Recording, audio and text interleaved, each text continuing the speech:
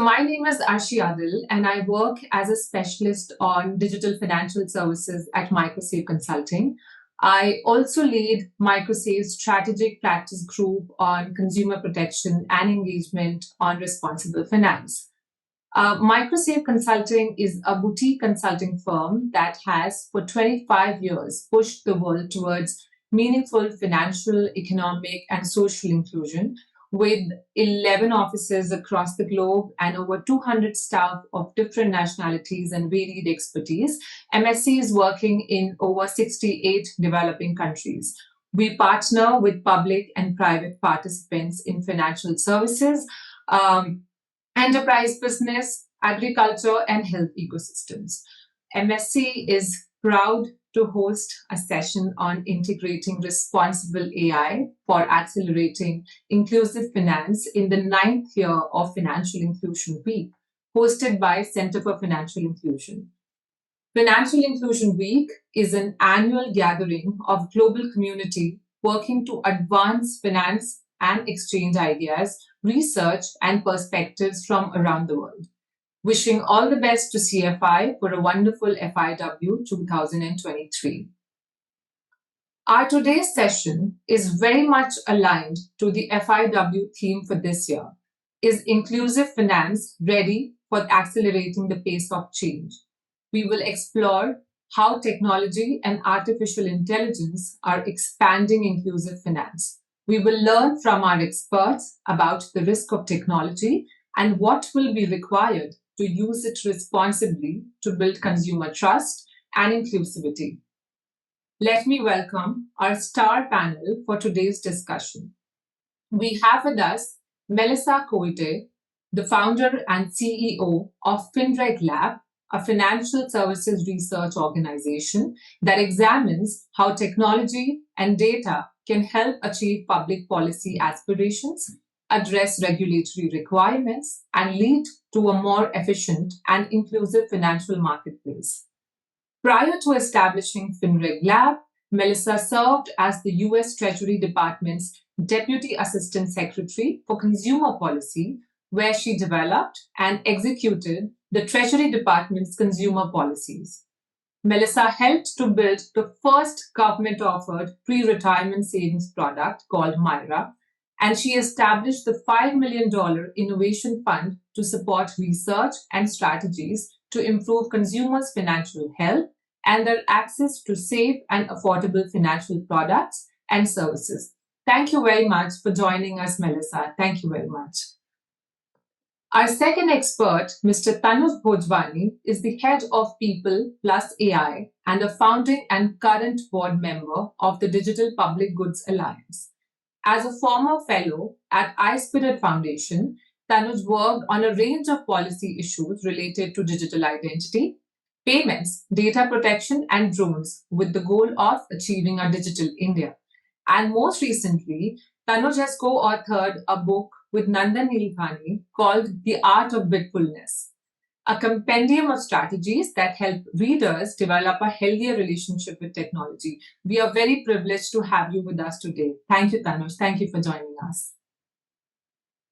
Our last expert for the session is Alexandra Risi, Senior Research Director for Consumer Data Opportunities and Risk at the Center for Financial Inclusion. Alexandra has been an advocate for consumer protection and evidence-based inclusive finance practices. She manages the Responsible Data Practices research portfolio at CFI, which focuses on opportunities and risk for low-income consumers with data-driven financial services. Previously, she was a senior director for CFI's Smart Campaign Initiative, where she managed consumer protection learning agendas and helped launch the Client Protection Certification Program. Prior to joining CFI, Alex was a project development manager at Innovations for Poverty Action, where she helped create the Microsavings and Payment Innovation Initiative. She has participated in multiple industry working groups on responsible finance, including an advisory group to GSMA's Mobile Money Certification Program and the Microfinance Center's Social Performance Fund Steering Committee. Thank you very much for joining us, Alexandra. Let me now quickly start the discussion. So we have our experts with us, and we all agree that the integration of responsible AI for accelerating inclusive finance marks an important stride towards fostering financial inclusion.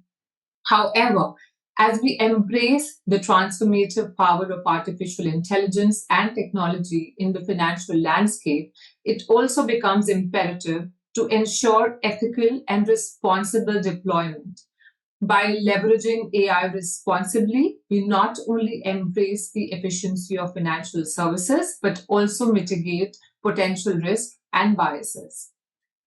This approach holds the promise of expanding access to financial resources for traditionally underserved and vulnerable populations, bridging gaps and fostering economic empowerment.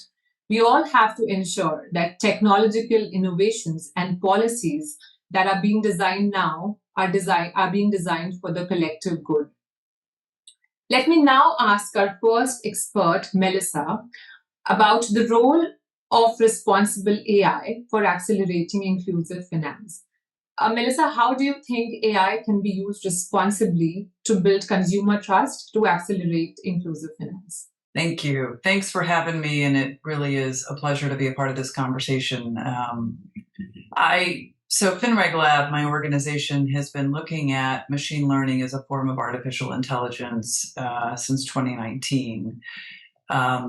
We all realize that AI has captured our attention, not just in financial services, but frankly, globally and across different sectors with the advent of ChatGPT.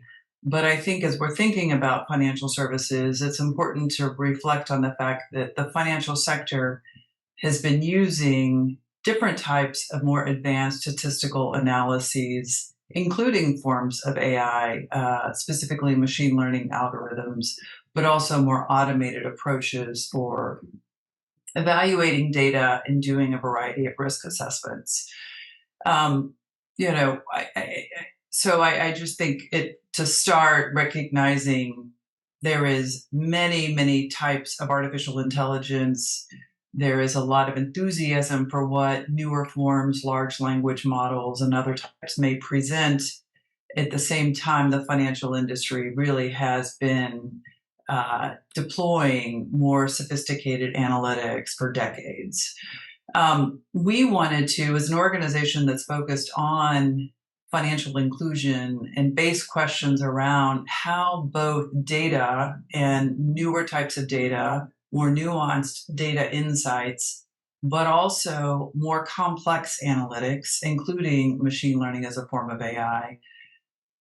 There is a general understanding that these more complex analytics enable an increased level of precision in credit in making a variety of different determinations.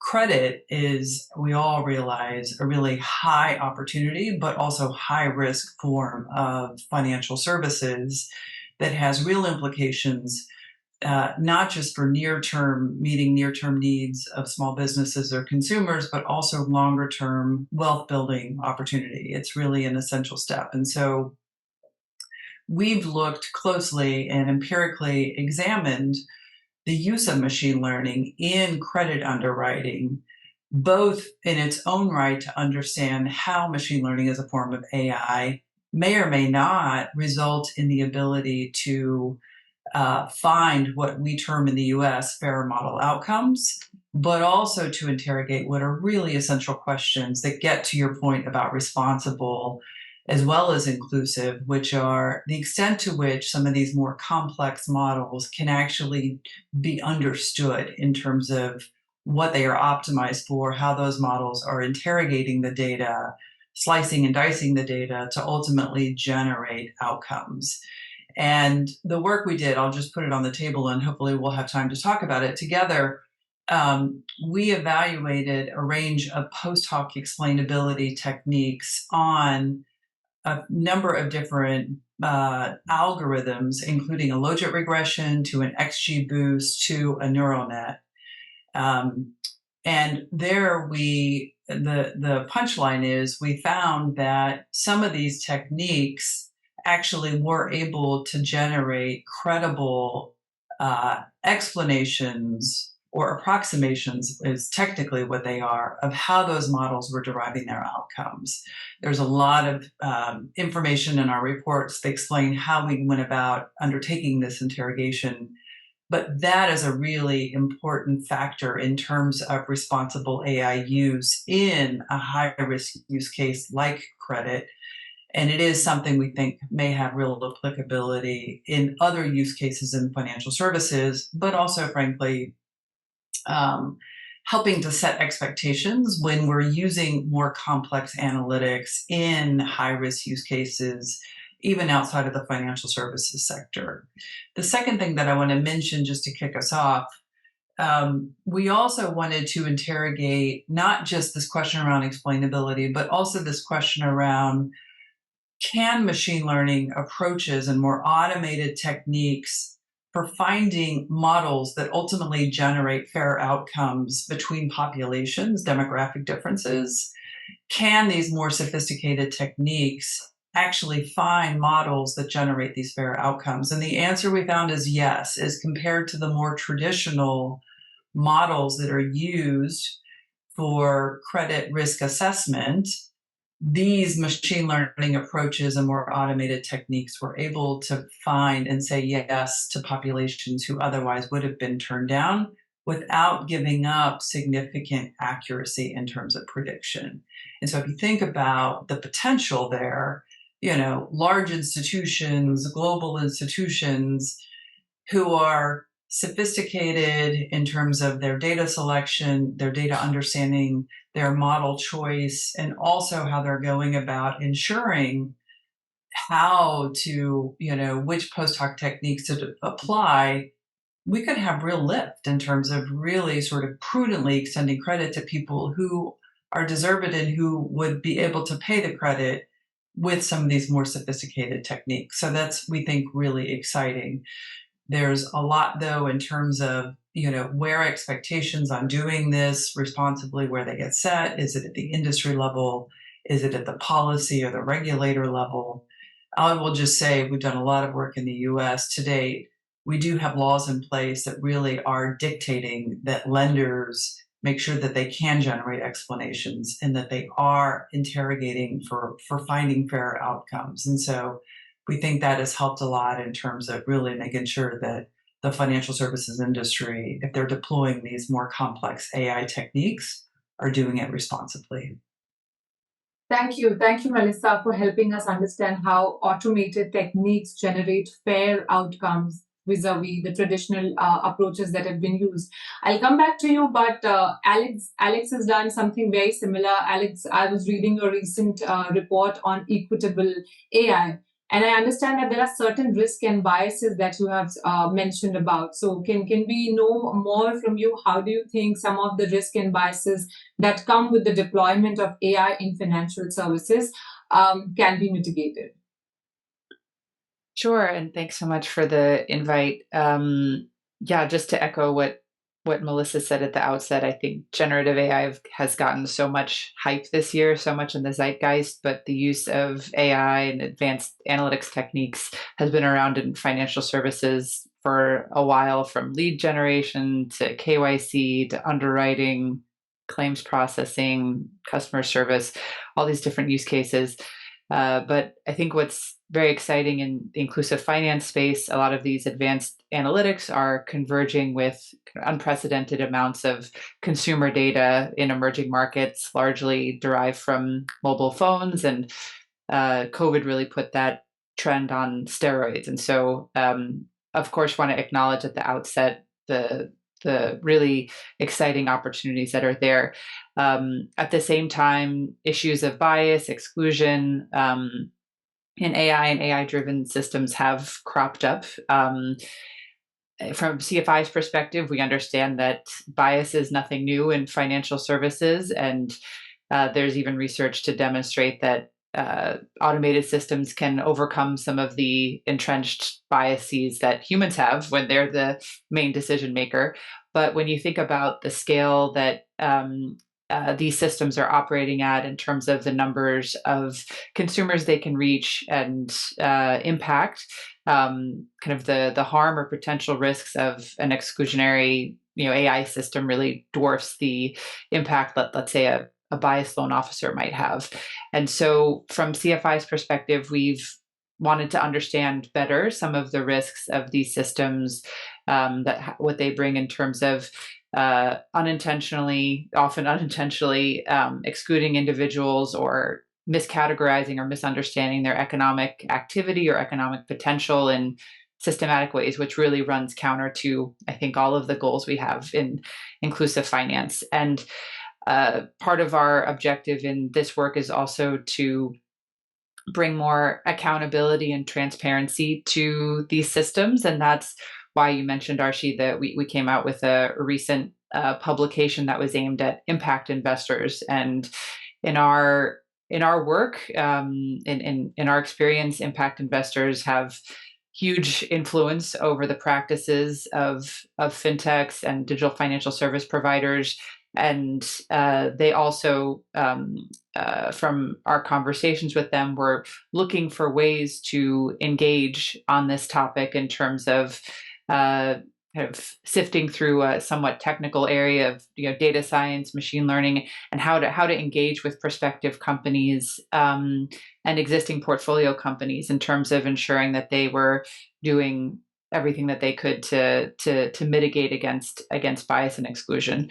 And for our work, we found that there are lots of different frameworks, but one way that we used to kind of categorize both the areas of risk, but also potential areas to mitigate that is this framework of inputs, code, and context. And broadly, the inputs are what data is going in to train an algorithm, and kind of more broadly, what the signals that are going into that algorithm are. The code, which is the actual model itself and its outcomes, and the context, which are the business processes that are linked to the AI system's development, maintenance, governance, because we feel that activities in all three of those buckets or gaps could lead to exclusion. So when you think about data inputs, we've been thinking a lot about the digital data trails that are being generated by mobile phones, by consumers, and how they can represent economic activity, but also they are reflective of digital capability, social norms, social contexts, and it may not provide the full story about an individual. And a story that hit home with me that kind of reinforced this point related to a commercial healthcare algorithm in the US that recommended patients for high risk care management. And the algorithm recommended that white patients receive more intensive care than equally sick Black patients. And what it did is it relied on past healthcare spending to predict what care the patient would need going forward. But in the US, African Americans have had to deal with decades of barriers and access to healthcare, which resulted in lower expenditures. So the story that the algorithm was telling was not the patient's actual medical need, but rather a history of disparate access to healthcare between white and Black Americans. And so when you ground that in inclusive finance and thinking about marginalized populations and their access to digital finance, the way that they use their phones, the way that they and that all the way that that's interpreted, you could see potential pitfalls on the data inputs. For instance, through a gender lens, you see gaps in women's access to mobile phones and their access to mobile internet, and the way that they use their phones is mediated by all kinds of social norms and other contextual factors. And so we think it's really important to understand how some of these mismatches can happen in the data inputs. On the code side, even if developers take pains in not using data on protected or sensitive classes, certain variables could easily proxy for those sensitive data. The most cited example is kind of using geolocation in a country that has a clear geographic divisions by race or religion. And then on the context side, risks can come from, a data science team that's not familiar with the context of the market where they're operating, that isn't diverse, that can't see how some of these mismatches and data inputs might occur. And so kind of framing the risks and where they emerge from inputs, code, and context has been quite helpful for us. And for making this guide for investors, we also found, I'll close with that, we did kind of a review of what are the different types of bias mitigation tools that are out there. We reviewed over 120 tools for relevance and curation for this guide, and put them into 3 buckets. One were sort of general awareness raising approaches on kind of company level codes of conduct on ethical AI, which are helpful for fostering a broad understanding, but doesn't really have teeth. The second category were tools for business processes and data documentation, and these could include auditing tools or even just strong data documentation like data sheets for data sets or model cards where the data science team is making explicit where they source the data from, what the justifications were, so that if issues come up, you can go back to those track records and that documentation. And then a third category was data science tools, which are much more technical and are usually follow a 2-stage process of defining a mathematical definition of fairness to quantify the amount of bias in an algorithm's output, and then developing some sort of mitigation response. So in creating this guide, we curated from those different categories of mitigation tools to give impact investors some prompts on what they could ask potential investees. Thank you very much, Alex, for all the wonderful illustrations you've given from the guide and your work. And we'll put the link to the guide on the FIW platform so that our viewers can get into the depths of the work that you've done. Amazing. Thank you very much.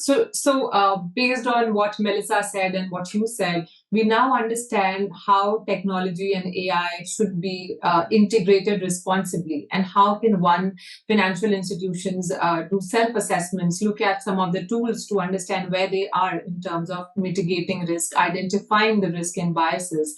Thank you very much for that. Now let's go to Tanuj. Now let's just try and understand, based on Tanuj's extreme experience of working with different governments and regulators. Tanuj, can you help us understand how we can make governments and regulators be more conscious to use technology and AI responsibly? What do you think would be the right approach for this? I mean, in our experience, what we found is that more than a misuse, we believe that places where there is a possibility of use for benefit, right, it's not being done in the first place.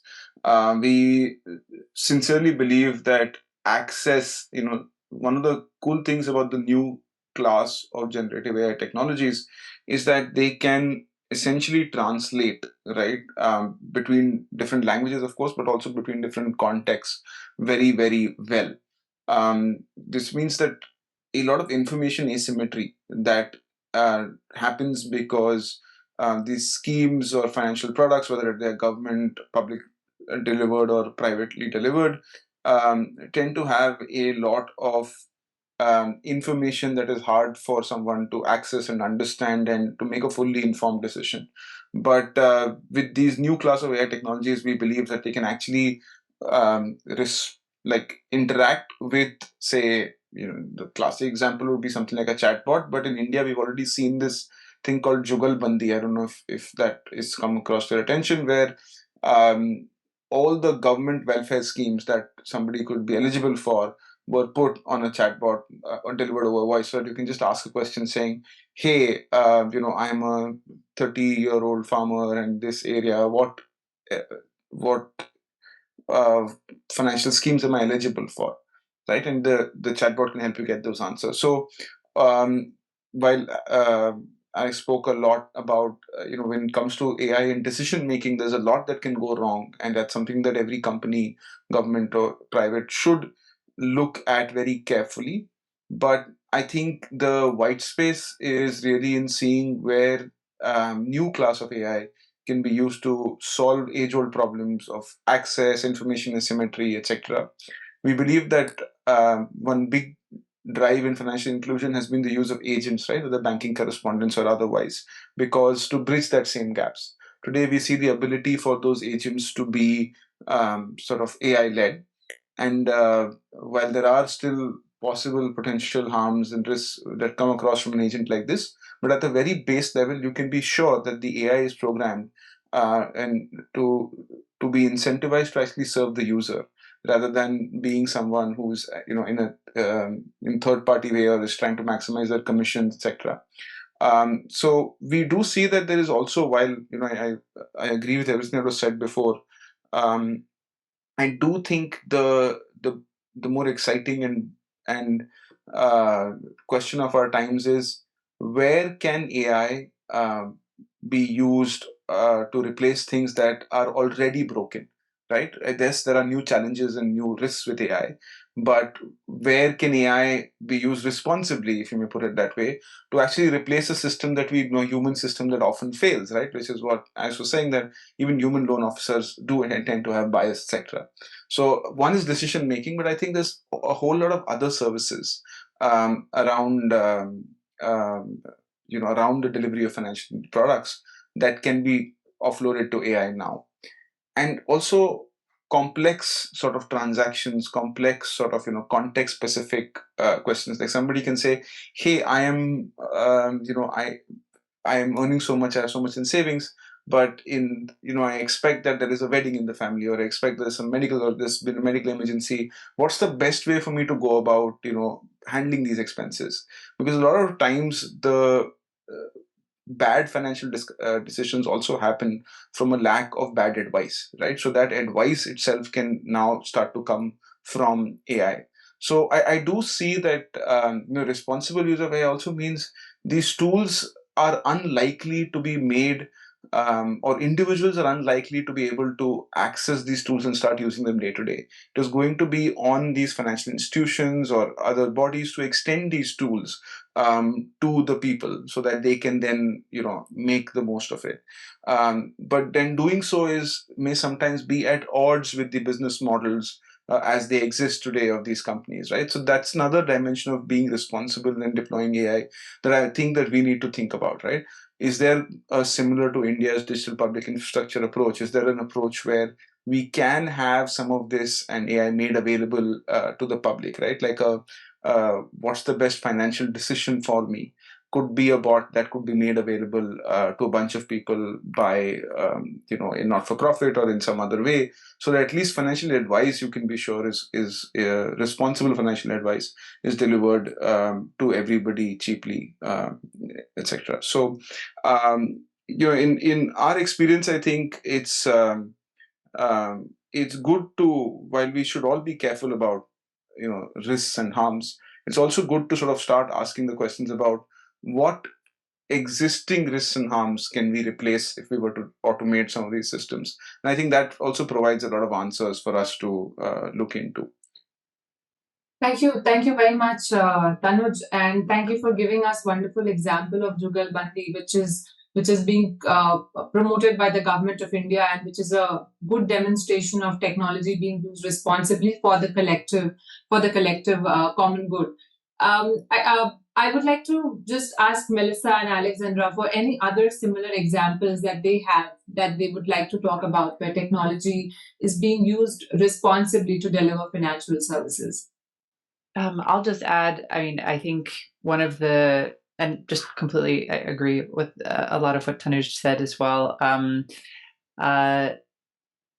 I think one of the issues I highlighted was on kind of the data inputs and their representativeness. I get excited about kind of open source initiatives that build more inclusive data sets and their potential use cases. So just one that I was reading about recently is something that Mozilla is building called Common Voice, and it's an open source initiative to make voice data sets more inclusive. And so, a lot of the models that are being trained for have perhaps just a subset of languages that are spoken, and especially in the markets that we care about, we work in, maybe those languages are not the predominant ones, or someone's second or third language. And so Mozilla Common Voice is getting donations from speakers who are from different languages to build an open source data set that could then be used, different use cases. You could imagine it for KYC or customer recourse, and businesses can build off of that. And I think to date, they've collected something like 20,000 hours of speech in 100 languages. So I get excited about those types of initiatives that kind of build public goods from kind of the data input side that then, financial providers could build off of. Yeah, I join Alex 100%, and I think there's an important message in that too, because here in the U.S., we've had vendors who basically provide voice automated systems, and there are actually anecdotal concerns that those algorithms have been trained on middle of America voices, and if you don't have a middle of America voice, you're going to be routed in a particular direction. And I think this just goes to how important it is, no matter what algorithm you're using, that you are making sure that you've got data that is representative of the populations that you're serving. And I think that's one of the biggest challenges ahead of us, is getting the representative data right, getting all of the consumer protections associated with those data and their use for financial services really ironed out. I know there are cross-border concerns in terms of differences in governance and protections and even access to data for purposes of building models. But I think that is a really important step. Voice is going to increasingly be important for automated systems and tools. So I join Alex on that point. Thank you so much. And one example that comes to my mind is the Philippines chatbot called Bob, which is called BSP Online Buddy. There they are using AI and natural language processing technology to basically allow complainants to register their complaints in multiple languages, including English, Filipino, and a few others. And this was basically designed, I think, to provide wider access to and several touch points, as we were talking about access and how technology improves access. So I think many other governments are looking at what India is doing, what Philippines is doing, what US is doing. And I think this is the way forward from here. Technology will only be leveraged to provide inclusive financial services. Tanuj, one thing that you said will remain with me for a very long time. You said that AI can be used to replace things that are already broken. So perhaps any final concluding remarks from you, Tanuj? Yeah, I think we should all be really excited, because this is the first time that in at least in the places where financial exclusion is rampant, is also coexist with other social problems like a lack of literacy, a lack of education, etc. And I think for the first time we have the ability to give people the tool to directly interact with computers and with machines in a way that they are comfortable with. And we've seen that even though the use of smartphones in India has been rising, the way that people use smartphones is not the way that you and I use smartphones, right? And therefore, there's always been inherent limitation of what they can achieve with the tools made available to them. I am very excited for the future, seeing what can be made available to the people, right? In terms of tools and ways in which they can service themselves, as opposed to so far programs that we've tried to reach through massive modes of distribution. It's when people can actually interact and choose their own sort of solutions that I think that we get wide adoption of any technology or any new financial or other solution. So I think it's a very exciting time to be just experimenting and trying new things. And of course, like Alex said, if they reach scale, it can be very scary very fast because these inherent biases can come in. But I think there's a good chunk of time before we sort of figure out what will work and we scale it. But I think right now we should all be trying to rethink a lot of what has been done so far, because a whole new class of technology is now available. Thank you. Thank you so much, Tanuj, Melissa, and Alex. You all very well highlighted the need to promote the use of responsible AI in financial services. With this, we wrap our today's discussion on integrating responsible AI for accelerating inclusive finance. In the session, we learned how technology and AI can be used responsibly, the biases and risks that one needs to take care of, and also some of the initiatives taken by different governments, regulators on using AI and technology responsibly for expanding collective and the greater good.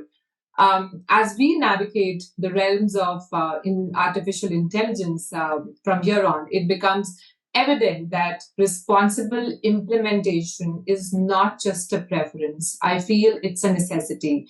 And the insights shared by our star panelists shed light on the pivotal role that responsible AI plays in building trust, expanding inclusivity, and safeguarding consumer interest. As we embark on this transformative journey, let us remain committed to ethical practices, regulatory frameworks, and collaborative efforts that ensure that benefits of AI are equitably distributed. And we create together a financial landscape that serves the diverse needs of all individuals responsibly and equitably. Thank you. Thank you very much for joining us. And please look at FIW for all the resources related to this particular topic. Thank you. Thank you once again.